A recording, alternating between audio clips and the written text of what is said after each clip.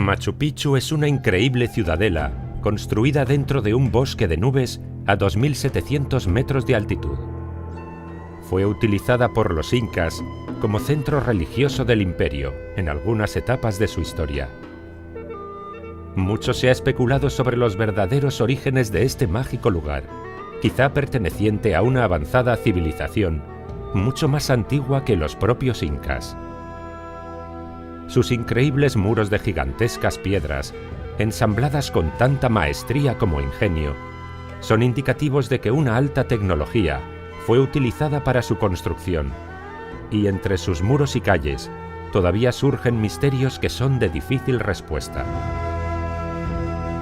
Uno de los elementos imprescindibles de la ciudad es el agua, que junto con el sol son parte esencial de Machu Picchu. De hecho, el agua mana de fuentes y serpentea por canales, precipitándose en cascadas, haciendo que la ciudadela sea parte íntegra con este elemento fundamental para la vida, el agua. Pero hay un lugar en el que el agua tiene un propósito muy diferente a cualquier otro. En uno de los edificios conocido como la Casa de los Espejos de Agua, se pueden ver dos estanques circulares de granito tallados formando parte del suelo y que mantienen en reposo una fina película de agua.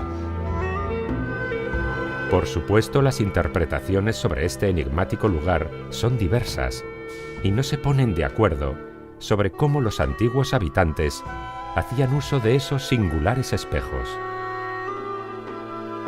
Algunas teorías apoyan el uso astronómico para poder observar los puntos clave del ciclo solar. Otras, sin embargo, sostienen que estos estanques son simples morteros para moler el maíz o recipientes para albergar tintes naturales que ayudaban a colorear las telas. Por lo que la Casa de los Espejos podía ser un simple taller o un lugar ceremonial sagrado. Aunque quizás exista otra explicación, muy alejada de estas posibles hipótesis. Casualmente, los arqueólogos atribuyen al rey inca Pachacútec la construcción de Machu Picchu. El joven príncipe Titu Cuzi pasó a la historia como Pachacútec, que significa aquel que altera el espacio y el tiempo, y fue el gran transformador del imperio inca.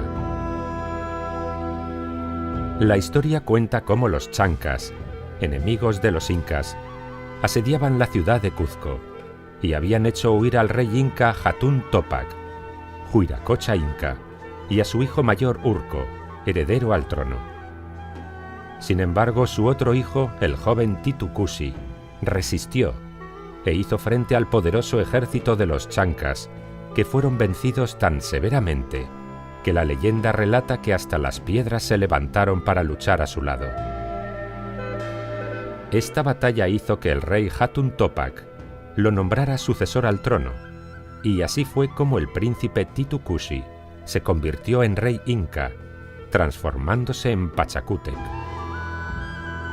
El cronista español Sarmiento de Gamboa cuenta al respecto de esta batalla cómo durante el asedio de los chancas a Pachacútec se le presentó una persona en el aire como si fuera el sol, que le dijo que ganaría la batalla y le mostró un espejo en el que el joven inca vio todas las naciones que conquistaría en un futuro. ¿Quién se presentó ante Pachacútec flotando en el aire, haciéndose llamar Dios Sol? ¿Y el espejo con el que podía ver el futuro era algún tipo de tecnología que desconocemos? ¿Es posible que este dios fuera el responsable de transformar las piedras en los guerreros que ayudaron a vencer a los chancas? ¿Esos guerreros eran reales o se trataba de hologramas? ¿O quizás solo son historias tergiversadas? Quizá demasiadas preguntas que no tienen respuesta. También hay otra versión de los hechos, recogida por el cronista José de Acosta, que cuenta cómo un día el rey inca descansaba frente a una fuente cuando una cegadora luz proveniente del cielo cayó al agua. En la leyenda se describe el objeto como una tabla de cristal, dentro de la cual pudo ver la figura de un indio, con la siguiente descripción: De lo alto de la cabeza le salían 3 rayos resplandecientes como si fueran los rayos del sol. De los brazos le salían culebras enroscadas. En la cabeza y en las orejas tenía joyas como los incas y vestía con atuendos incas. De entre las piernas y por la espalda le salía la cabeza de un felino y una culebra que le bajaba por la espalda. La figura que se veía dentro del espejo debía ser tan atemorizante para Pachacútec que huyó nada más verla. Pero el extraño ser le llamó y le dijo: «Ven aquí, hijo, no temas, que yo soy el sol, vuestro padre. Sé que someteréis a muchas naciones. Tened en cuenta reverenciarme y acordaos de mí en vuestros sacrificios». Cuando rescató la extraña tabla de cristal del fondo de la fuente, la miró y tuvo una visión que le reveló todas sus futuras conquistas. Pachacútec mantuvo el espejo cerca de sí toda su vida y lo consultó como si fuera un oráculo que le permitía quizá estar en contacto con el que consideraba el dios Sol. ¿Qué clase de ser podría haber sido el que visitó a Pachacútec? ¿Era real? ¿O solamente fruto de leyendas y supersticiones? En el extraño encuentro con el rey Inca, este dios Sol se identifica como tal. Ya hemos visto que existe un culto al Sol que se practicaba desde la antigüedad, quizá desde el antiguo continente perdido de la Atlántida. Y el culto al Sol todavía está presente en instituciones y religiones. Pero lo más impactante de todo es que a Pachacútec le pide que le adoren y que hagan sacrificios en su nombre. ¿Qué tipo de entidad necesitaría adoración y rituales de sacrificios?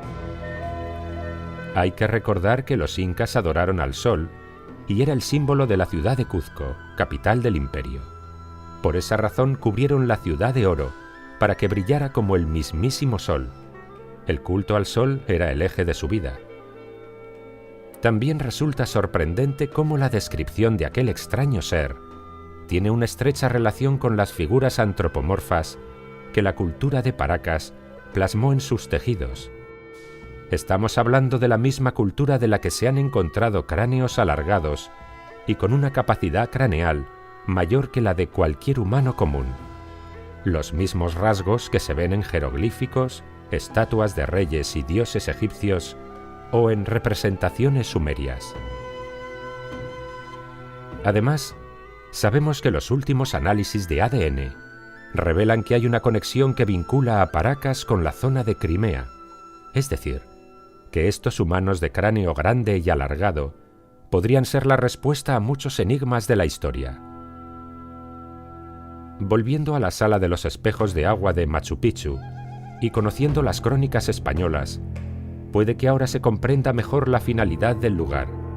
Quizás servían para introducir en ellos la tabla de cristal o espejo que le fue entregado a Pachacútec para mantener comunicaciones con estos extraños seres, abriendo una ventana dimensional a otro lugar para establecer una conexión entre dos lugares o dimensiones diferentes. Esto, por supuesto, es solo una teoría, pero los incas eran conocedores de los diferentes mundos que integran la realidad, y al igual que todas las culturas anteriores a ellos, estos pueblos ancestrales conocían perfectamente su lugar y propósito en la Tierra. Su cosmovisión del universo estuvo dominada por 3 mundos paralelos: Uku Pacha, el mundo de abajo o de los muertos; Kai Pacha, el mundo del presente o de los vivos; y Hanan Pacha, el mundo de arriba o el mundo de los dioses.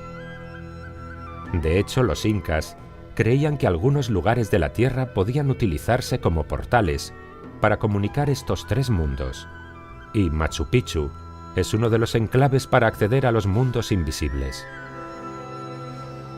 Uno de los puntos más importantes de la ciudadela son el Intihuatana, que en quichua significa donde se ata el sol.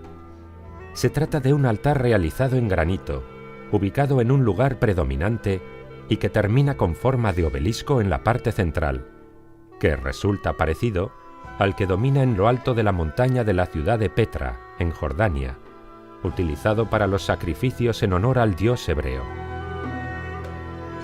Pero quizá el lugar más misterioso de la montaña sagrada sea el llamado Templo de la Luna, ubicado en el Huayna Picchu, a 300 metros por encima del resto de la ciudad. Construido al abrigo de la roca, perfectamente adaptado a las formas de una cueva natural, con bloques ensamblados, sin ningún tipo de mortero, y por supuesto, no hay ningún tipo de registro que indique para qué fue utilizado este santuario. Únicamente tenemos 4 puertas trapezoidales que no van a ninguna parte. Entonces, ¿por qué hacer este tipo de puertas? Podemos ver este mismo patrón de construcción en casi todos los templos antiguos repartidos por Perú.